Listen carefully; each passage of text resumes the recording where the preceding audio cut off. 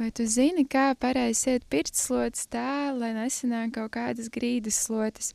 Un kā ar tām pēc tam darboties tā, lai cilvēkam, ar ko tu dodies pirtiņā, ir tiešām īpaša un baudpilna pieredze? Nu, mums vēl daudz kas jāmācās, bet daudz ko jau iemācījāmies, jo bijām uz pirts zinību un baudīšanas dienu Rasa spā. Tur bija tik silta un jauka atmosfēra, ka es biju vienkārši nenormāli priecīga tur vienkārši būt, bet Elīna mums izstāstīja arī ļoti daudz vērtīgas informācijas par iešanu pirtiņā, par ko es vispār nekad nebiju aizdomājusies, un es gribēju pateikt, jā, ka šo vietu vada ļoti sirsnīgi, tādi kaiši cilvēki, un visu, ko rada tādi cilvēki, tā kā veido tālāk to super sirsnīgo un silto sajūtu. Un, jā, bija ļoti, ļoti jauki. Un tajā pat laikā arī ļoti vērtīgi, jo, jā, kā jau sākumā minēju, visas pirtsslotiņas, ko es līdz šim biju sējusi, bija grīdas slotes. Un tiklīdz kā tu turi rokās pareizi sietu pirtsslotiņu, tu saproti, kāpēc to ir jāprot darīt.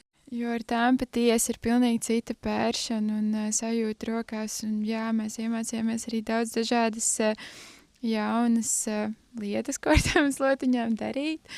Visādas jaunas kustības, ar kurām fleksot ar savu partneri un draugiem. Un, jā, man vienmēr šķits, ka mācēt tā forši nopērt cilvēku pirtiņā ir tāds superskill. Un man šeit, ka mēs tagad esam tuvāk tam.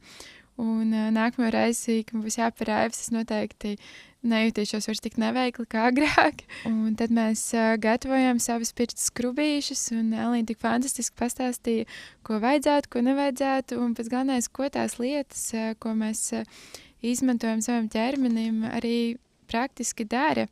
Un tad bija skaistākā daļa, kad mēs devāmies beidzot to visu baudīt dzīvijā, un mēs bijām sajūsmā par to pašu pirtiņu.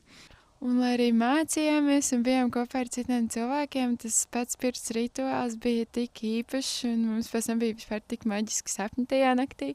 Un pa vidu dzērām uz ugunskura vārīt liepziedu tējiņu, un vienkārši par visādām mazām detaļām bija padomāts, un bija tik skaisti. Un tādu vienkārši izcilam dienas noslēgumam mēs ar dāmām palikām pirtiņā un ieziedāmies tumšajā šokolādē. Es gribu šo darīt biežāk, tas bija tik jauki un samīļojoši, un vienkārši baigi par šo dienu.